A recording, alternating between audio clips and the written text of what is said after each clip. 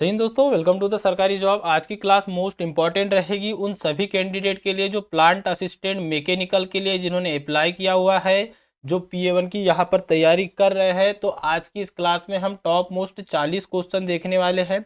आपका ट्रेड चाहे फिटर हो, मशीनिस्ट हो, मोटर मैकेनिक हो, वेल्डर हो, डीजल मैकेनिक हो, सभी जानते होगी कि आपको कॉमन क्वेश्चन आते हैं। तो आज की इस क्लास में आपको समझ में आ जाएगा कि किस टाइप के क्वेश्चन आपको पूछे जाते हैं। कॉमन कौन से, मतलब ऐसा क्वेश्चन जो आपके भी ट्रेड में हो।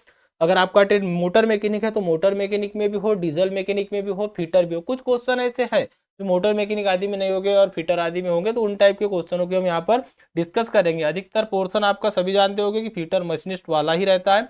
उसी आधार पे आप आज आपको पूरे क्वेश्चन यहाँ पर दिखाई देंगे। तो सभी लोग जो भी चैनल से नए जुड़े हो, चैनल को सब्सक्राइब करके बेल आइकन को ऑन कर दीजिएगा। साथ ही साथ सभी लोग एक बार वीडियो को लाइक कर दीजिएगा।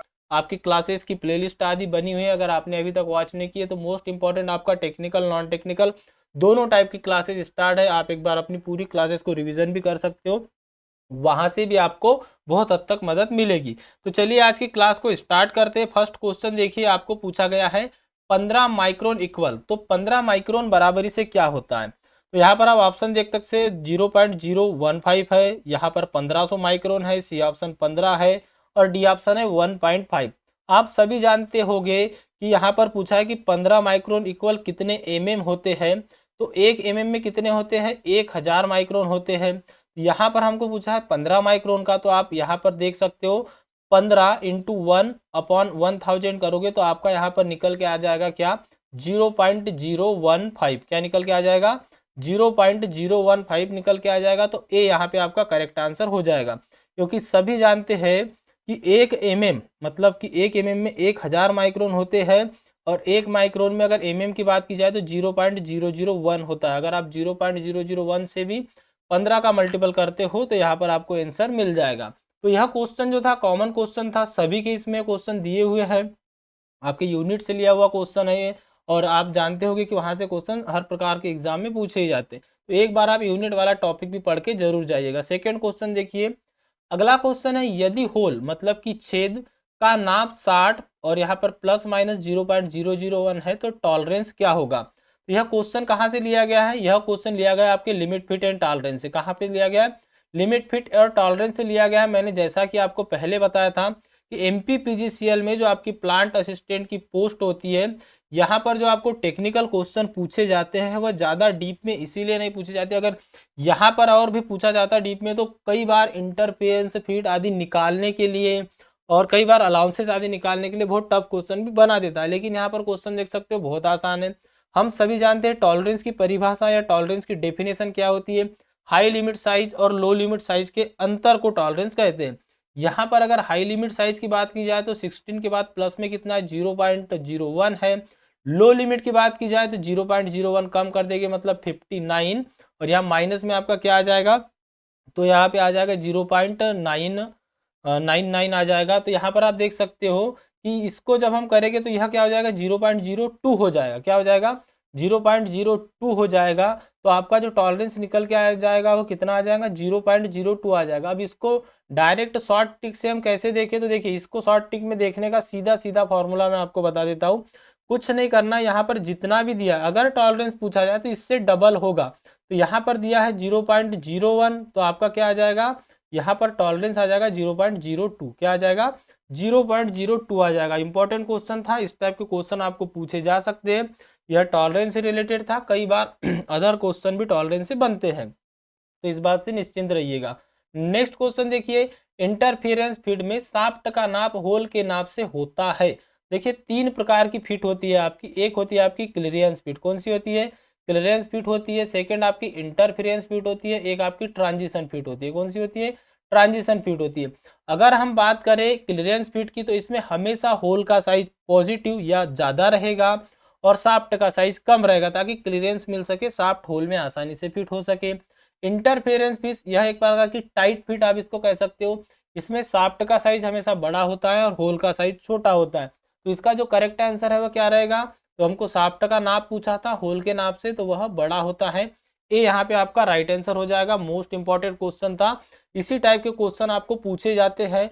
अच्छा, क्लास में आगे बढ़ने से पहले मैं आपको बता दूं, जिनको भी नहीं पता होगा, हमने आपको पिछली बार भी एमपीपीजीसीएल की बेहतरीन तैयारी करवाई थी, इस बार भी हम आपकी क्लासेस चला ही रहे हैं। यहाँ पर आप स्क्रीन पर ई बुक देख पा रहे होंगे, इसमें आपका कंप्लीट कोर्स ई बुक रहने वाला है। कंप्लीट कोर्स का मीन्स यहाँ पर आप समझते चलिएगा, इसमें आपका टेक्निकल और नॉन टेक्निकल दोनों कवरअप किया गया है। पिछली बार आपने देखा होगा जो एमपीपीजीसीएल की वैकेंसी आई थी, 75 क्वेश्चन जो थे टेक्निकल थे, 25 क्वेश्चन नॉन टेक्निकल था, इसमें पावर सेक्टर जीके आदि भी पूछा गया था। इस बार यहाँ पर सिलेबस आप देख सकते हो 60-40 का है, मतलब यहाँ पर अच्छा खासा वेटेज नॉन टेक्निकल का भी है और टेक्निकल का भी रहने वाला।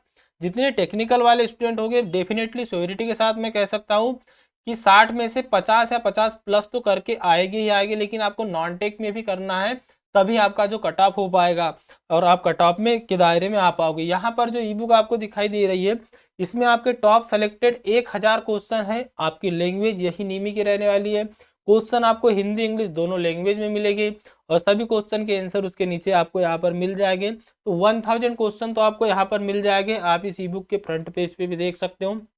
आपको एमपी जीके से भी डेफिनेटली ज़्यादा नहीं आएंगे। अगर एमपी का करंट अफेयर और एमपी का जीके की बात की जाए तो 8 से 10 क्वेश्चन होने की प्रबल संभावना है। तो इसमें हमने एमपी जीके के जो आपका स्टैटिक जीके होता है, टॉप सेलेक्टेड क्वेश्चन जो टेक्निकल एग्जामों में पूछे गए, चाहे इससे पहले टीओ आदि का एग्जाम हो, एमपीपीजीसीएल का एग्जाम हो, या जिस टाइप के क्वेश्चन एमपीपीजीसीएल पूछता है उस टाइप के पूरे क्वेश्चन, इसी के साथ में पूरा 2024 का जो आपका करंट अफेयर है पूरा इंक्लूड किया गया है। जनवरी और फरवरी का नहीं है तो उसकी हम क्लासेस आपको प्रोवाइड जरूर कराएंगे। स्टैटिक जीके के आपको इसमें 1000 क्वेश्चन मिल जाएंगे। Static GK plus current affair दोनों मिल जाएगा और स्टैटिक जीके भी उसी लेवल का जहां से आपको क्वेश्चन पूछा जाना है। इन जो 40 अंक का जो यहाँ पर आपको सिलेबस दिखाई दे रहा है ना, इसमें अप्रॉक्सीमेटली आप मान के चलिएगा कि 15 से 18 क्वेश्चन आपको जीके के ही मिलेंगे, चाहे वो करंट अफेयर से हो या वह स्टैटिक हो।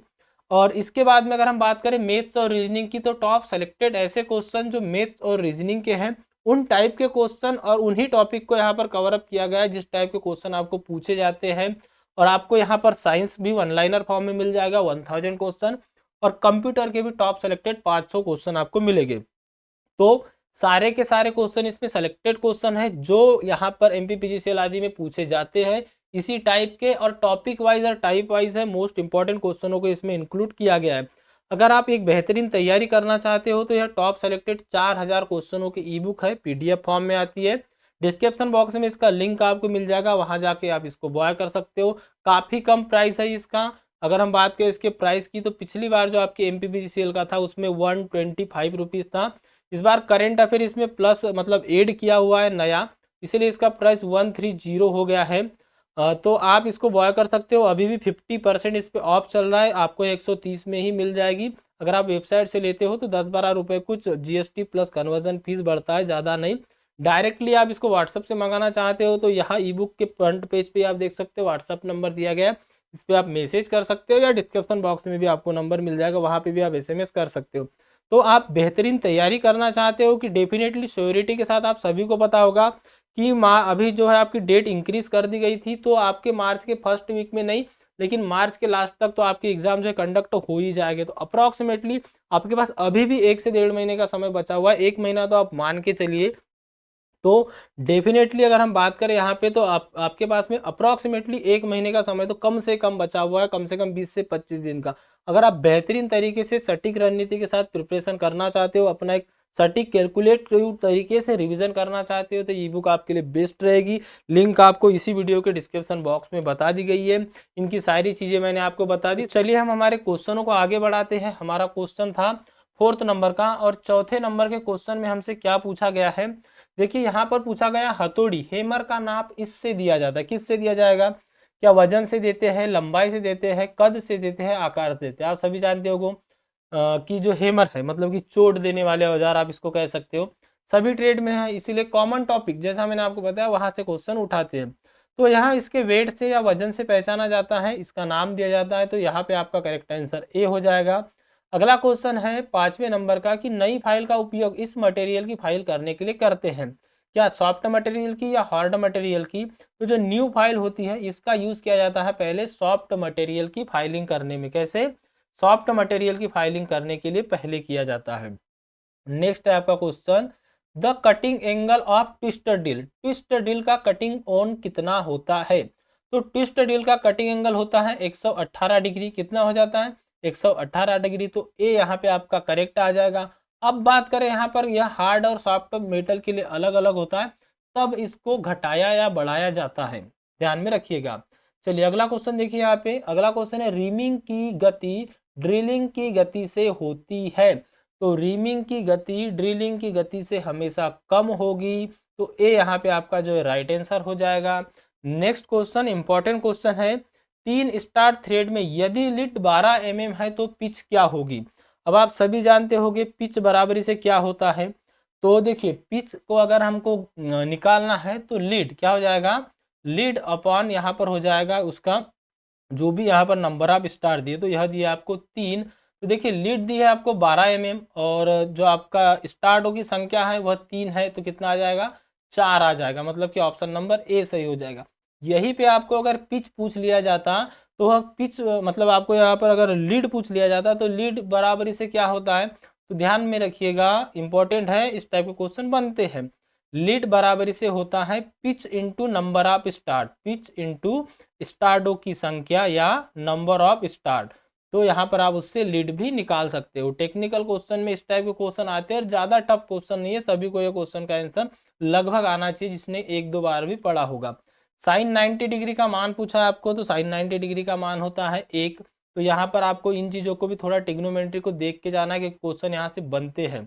नेक्स्ट क्वेश्चन देखिए, इंपॉर्टेंट क्वेश्चन है, इनमें से किस मटेरियल से टेप बनाया जाता है? From which material tape is made? क्या टेप हाई कार्बन स्टील से बनाए जाते हैं, कास्ट आयरन से बनाए जाते हैं, सेरामिक्स से, या इनमें से कोई नहीं?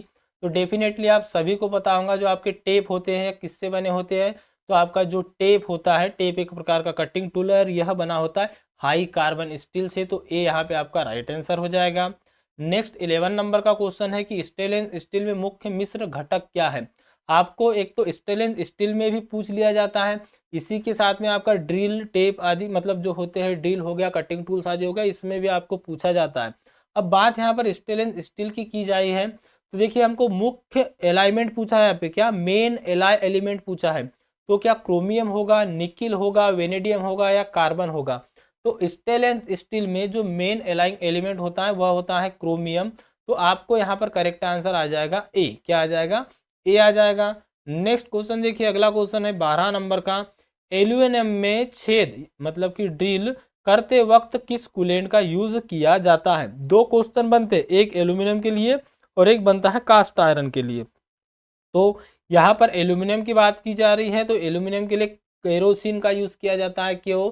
क्योंकि एल्यूमिनियम के लिए अगर पानी आदि का यूज किया जाता है तो यह बॉन्ड बना लेता है, इसलिए केरोसिन का यूज किया जाता है। बात करें हम अगर कास्ट आयरन की, तो कास्ट आयरन में शुष्क हवा या नहीं किया जाता, मतलब कि या तो किसी का भी नहीं, यह ऑप्शन में रहेगा, या तो रहेगा शुष्क हवा या शुष्क वायु। क्यों? क्योंकि एल्यूमिनियम में क्या होता है, तो आप सभी जानते होंगे एल्यूमिनियम में ग्रेफाइट पाया जाता है जो कि एक सॉलिड लुब्रिकेंट का काम करता है, इसीलिए एल्यूमिनियम के बारे में और इसी के साथ में कास्ट आयरन के बारे में क्वेश्चन बनता है। यहाँ हमने कास्ट आयरन की बात की थी, सॉलिड जो आपका होता है ग्रेफाइट।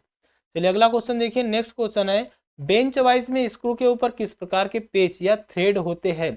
तो यहाँ पर बेंच वाइज और इसी के साथ क्वेश्चन पूछा जाता है, तो वह पूछ लिया जाता है लीड स्क्रू का।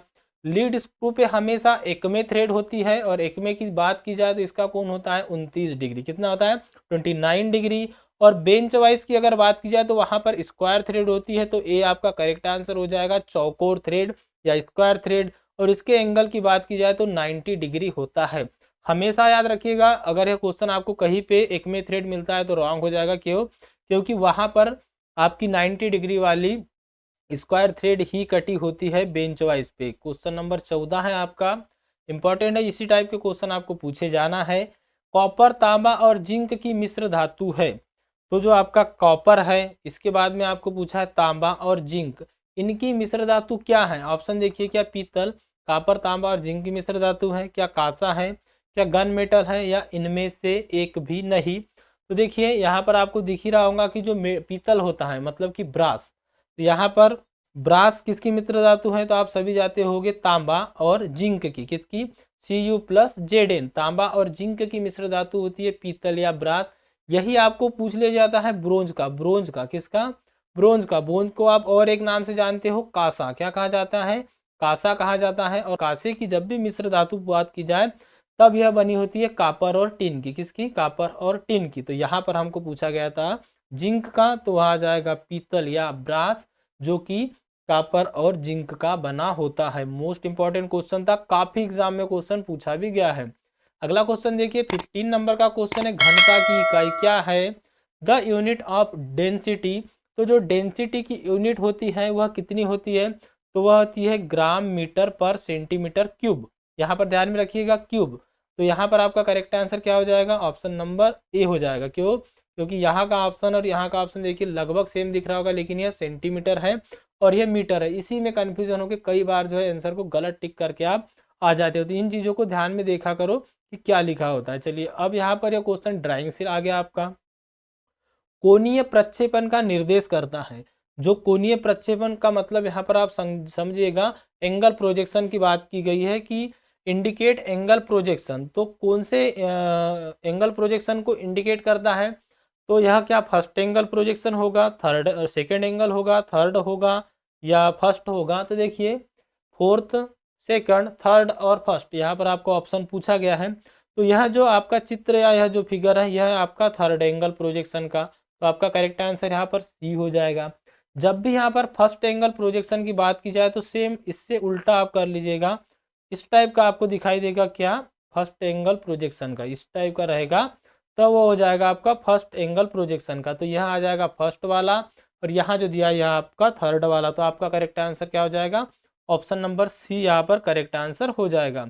दोस्तों मैं आपके लिए बहुत अच्छे से और कॉमन उसी टाइप के क्वेश्चनों की क्लासेस करवा रहा हूँ। सभी लोग एक बार वीडियो को लाइक कर दीजिएगा, क्योंकि इसी टाइप के क्वेश्चन आपको हो सकता है इन्हीं किसी क्लास में से आपको कई क्वेश्चन दिखाई देंगे, क्योंकि टॉप एग्जाम ओरिएंटेड क्वेश्चनों को ही हम यहाँ पर आपको प्रोवाइड करा रहे हैं। काफ़ी कैंडिडेट ऐसे होंगे जिनको कई क्वेश्चन पहले से पता होंगे, तो उनका भी यहाँ पर एक बेसिक रिविजन हो रहा है। जिनको नहीं पता उनको भी यह सारी चीज़ें समझ में आ रही है। अब क्वेश्चन नंबर 17 है आपका, 1 kg इक्वल पाउंड। तो 1 किलोग्राम में कितने पाउंड होते हैं, तो वह होते हैं 2.2 अप्रॉक्स। तो सी यहाँ पे आपका करेक्ट आंसर आ जाएगा। 18 नंबर का क्वेश्चन है आपका, हाई स्पीड स्टील में मुख्य मिश्र घटक क्या है। तो मैंने आपको पूछा था पहले भी कि हाई स्पीड स्टील में आता है, हाई स्पीड स्टील के आपके टूल्स आदि अधिकतर बने होते हैं, चाहे ड्रिल हो या लेथ टूल हो वह। और अगर हम हाई स्पीड स्टील की बात करें तो इसमें टंगस्टन, क्रोमियम और वेनेडियम होता है। तो इसमें मेन एलाइनमेंट जो तत्व होता है वो टंगस्टन होता है। तो ये यहाँ पे आपका करेक्ट आंसर आ जाएगा। इसका रेशो भी कई बार पूछ लिया जाता है, तो 18, 4 और 1 इसका रेशो होता है। मतलब कि 18 यहाँ पर टंगस्टन का रहेगा रेशो, 4 रहेगा यहाँ पर क्रोमियम का और वेनेडियम का रहेगा 1। तो यह हाई स्पीड स्टील से जब भी क्वेश्चन पूछा जाए इन 2-3 में से एक क्वेश्चन आपको बनता है। यहाँ पर आपको दोनों तीनों चीज़ें समझ में आ गई होंगी। नेक्स्ट क्वेश्चन देखिए, अगला क्वेश्चन है 19 नंबर का। इसमें आपसे पूछा गया है कि चौकोर के 4 कोण का योग क्या होता है। सम ऑफ 4 एंगल्स, क्या पूछा है यहाँ पर, सम ऑफ 4 एंगल ऑफ स्क्वायर। तो जो आपका स्क्वायर होता है चौकोर, इसके चारों कोनों का योग कितना होता है। तो आप सभी को यह पता रहना चाहिए, बहुत कॉमन क्वेश्चन है, इजी क्वेश्चन है। इसका एंगल होता है 360 डिग्री। कितना होता है, 360 डिग्री होता है। चलिए नेक्स्ट क्वेश्चन देखिए। अगला क्वेश्चन आपके ज्योमेट्रिकल टॉलरेंस से लिया गया है। इसमें आपसे पूछा गया है संकेत का मतलब है। अब मैं आपके लिए एक वीडियो लाऊंगा जिसमें ज्योमेट्रिकल टॉलरेंस, क्योंकि डेफिनेटली यहाँ से हर एग्जाम में क्वेश्चन पूछे जाते हैं, तो उसमें हम पूरे ज्योमेट्रिकल टॉलरेंस, क्योंकि यहाँ पर सीमेंट राय से मतलब अलग अलग प्रकार के जो आपको फिगर देके क्वेश्चन पूछ लिए जाते हैं, सभी क्वेश्चन आपको यहाँ पर कवर अप करा दूंगा। अभी इस क्वेश्चन की अगर हम बात करें तो क्या आपको यह फ्लैटनेस का दिख रहा है या पैरेललिज्म का दिख रहा है, मतलब कि समानांतरता, या लंबता मतलब कि परपेंडिसिटी का, या रनआउट का।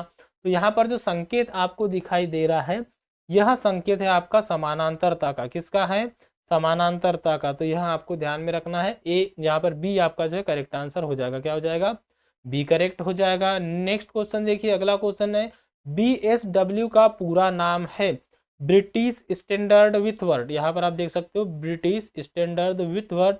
तो क्या इसका पूरा नाम है, तो बिल्कुल पूरा नाम है। और आपको ऑप्शन दिए है, क्या यह सही है या गलत है, तो बिल्कुल सही है। तो ए यहाँ पे आपका जो है करेक्ट आंसर हो जाएगा। क्या हो जाएगा, ए यहाँ पे आपका राइट आंसर हो जाएगा। नेक्स्ट क्वेश्चन देखिए, अगला क्वेश्चन है आपका, सेंटर पंच का एंगल कितना यहाँ पर बोला है कि 90 डिग्री होता है। क्या यह सही है या गलत है? तो आप सभी को पता होगा सेंटर पंच का एंगल जो है 90 डिग्री ही होता है, डॉट पंच का 60 डिग्री होता है, प्रिक पंच का 30 डिग्री होता है। तो ए करेक्ट हो जाएगा। नेक्स्ट क्वेश्चन है वर्नियर बेवल प्रोटेक्टर की न्यूनतम माप शक्ति 5 सेकेंड है। इंग्लिश देखिए, the list count of vernier bevel protector is 5 second. तो देखिए यह रॉन्ग हो जाएगा क्योंकि इसकी होती है लिस्ट काउंट 5 मिनट। कितनी होती है? 5 मिनट होती है। तो आपका बी है करेक्ट हो जाएगा। यह आपका गलत था, इसलिए यह बी वाला जो आपका ऑप्शन है यह करेक्ट आंसर हो जाएगा। इस टाइप के क्वेश्चन आपको डेफिनेटली पूछ लिए जाते हैं, ध्यान में रखिएगा। तो आपको यह सभी क्वेश्चन पढ़ते हुए चलना है। चलिए अगला क्वेश्चन देखिए। नेक्स्ट क्वेश्चन है, जब ऊपरी सीमा प्लस 0.15 mm और निम्न सीमा माइनस 0.05 mm हो तब घटक का टॉलरेंस 0.2 mm होगा। हमने बताया था कि high limit size and low limit size के बीच के अंतर को कहते हैं। तो 0.15 यह आपका प्लस का हो गया और माइनस का आ जाएगा 0. यहाँ पर 05। तो यहाँ पर आप जानते होंगे कि प्लस माइनस जो है यह क्या हो जाएगा, तो प्लस माइनस प्लस हो जाएगा। इसको ऐड करोगे तो यहाँ आ जाएगा 0 और यह 2, यहाँ पर आपका दशमलव। तो 0.2 या 0.20 यह सही है। तो आपका करेक्ट आंसर यहाँ पर ए करेक्ट हो जाएगा, मतलब कि यह सही है या राइट है। चलिए नेक्स्ट क्वेश्चन देखिए, यह भी क्वेश्चन आपके लिए इंपॉर्टेंट है। 5 सेंटीमीटर भुजा वाले चौकोर का परिमाप 10 सेंटीमीटर होगा। यहाँ पर आपको पूछा गया है कि 5 सेंटीमीटर भुजा वाला जो चौकोर है क्या इसका परिमाप 10 सेंटीमीटर होगा। तो देखिए यहाँ पर आप 4a कर सकते हो, इससे आप निकाल के, तो नहीं होगा तो यहाँ पर आपका यह रॉन्ग हो जाएगा। बी जो है आपका करेक्ट आंसर हो जाएगा। नेक्स्ट क्वेश्चन देखिए, तन्यता गुणधर्म की वजह से धातु में से वायर या तार खींच सकते हैं।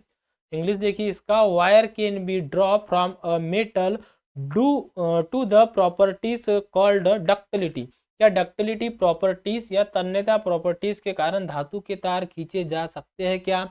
तो बिल्कुल खींचे जा सकते हैं। तो ए यहाँ पे आपका करेक्ट आंसर हो जाएगा। नेक्स्ट क्वेश्चन देखिए, छेद की गहराई नापने के लिए वर्नियर कैलिपर्स का उपयोग हो सकता है क्या? तो जो आपका वर्नियर कैलिपर्स होता है इसमें जो आपकी डेप्थ बार भी होती है, क्या होती है? डेप्थ बार होती है जो पीछे निकली हुई होती है। इससे हम गहराई को मेज़र कर सकते हैं। क्या कर सकते हैं? मेज़र कर सकते हैं। इसीलिए यहाँ पर आपको ए जो है करेक्ट आंसर हो जाएगा। चलिए अगला क्वेश्चन देखिए। नेक्स्ट 28 नंबर का क्वेश्चन है आपका, सभी पदार्थ के लिए एक समान कटिंग स्पीड का उपयोग करना चाहिए। बताइए क्या सभी पदार्थ के लिए, मतलब एल्यूमिनियम हो गया, कास्ट आयरन हो गया, माइल्ड स्टील हो गया, ब्रास हो गया, अगर आप इसमें ड्रिल कर रहे हो या लेथ मशीन पर इसको ट्रू करके आप इसके कट लगा रहे हो, कोई जॉब बना रहे हो, तो क्या सभी के लिए कटिंग स्पीड एक रहेगी क्या? नहीं रहेगी। इसीलिए आपका जो करेक्ट आंसर है वो बी हो जाएगा, मतलब कि यह रॉन्ग है। क्वेश्चन नंबर 29 है आपका। इसमें आपसे पूछा गया है गैल्वेनाइजिंग प्रक्रिया में माइल्ड स्टील के ऊपर क्रोमियम की कोटिंग की जाती है। क्या यह सही है या गलत है? तो अगर आप यहाँ पर देख सकते हो गैल्वेनाइजिंग में काय की प्रोसेस की जाती है, जिंक की परत चढ़ाई जाती है, तो यहाँ पर क्रोमियम बोला इसलिए गलत हो जाएगा। तो बी करेक्ट हो जाएगा। नेक्स्ट है आपका टेन थीटा का महत्तम मूल्य 1 है। तो यहाँ पर आपको बताना है, तो यह सही है। टेन थीटा मतलब कि मैक्सिमम वैल्यू टेन थीटा की। तो ए जो है आपका यहाँ पर करेक्ट आंसर हो जाएगा, सही है। अगला क्वेश्चन है आपके सरफेस प्लेट से। इसमें आपसे पूछा गया है सरफेस प्लेट लकड़े से बनाई जाती है। जो सरफेस प्लेट होती है कौन से लकड़े से बनाई जाती है? क्या लकड़ी से बनती है वुड से सरफेस प्लेट? तो बिल्कुल नहीं बनती। किससे बनती है? एक तो ग्रेनाइट से बनती है, या कास्ट आयरन से बनती है, या कांच से भी बनती है। तो यहाँ तो चलिए आज की क्लास को यही पे एंड करते हैं। इसके आगे वाले क्वेश्चनों को हम नेक्स्ट क्लास में यहाँ पर डिस्कस करेंगे। सभी लोग ई बुक को बाय कर लीजिए, बेस्ट कंटेंट की ई बुक है। अपनी तैयारी स्टार्ट कर दीजिए, अच्छे से रिवीजन कीजिए ताकि अधिक से अधिक आप उन टाइप के ही क्वेश्चन पढ़ो जो एग्जाम में पूछे जाते हैं। और इसी के साथ में सभी लोग एक बार वीडियो को लाइक कर दीजिए, जिन्होंने भी अभी तक लाइक नहीं किया है। चैनल को सब्सक्राइब नहीं किया है तो सब्सक्राइब कर लीजिए। टेलीग्राम ग्रुप और व्हाट्सएप ग्रुप की लिंक भी डिस्क्रिप्शन बॉक्स में मिल जाएगी, तो वहाँ पर भी ज्वाइन कर लीजिए। मिलते हैं अगली क्लास में, तब तक के लिए thank you and bye bye.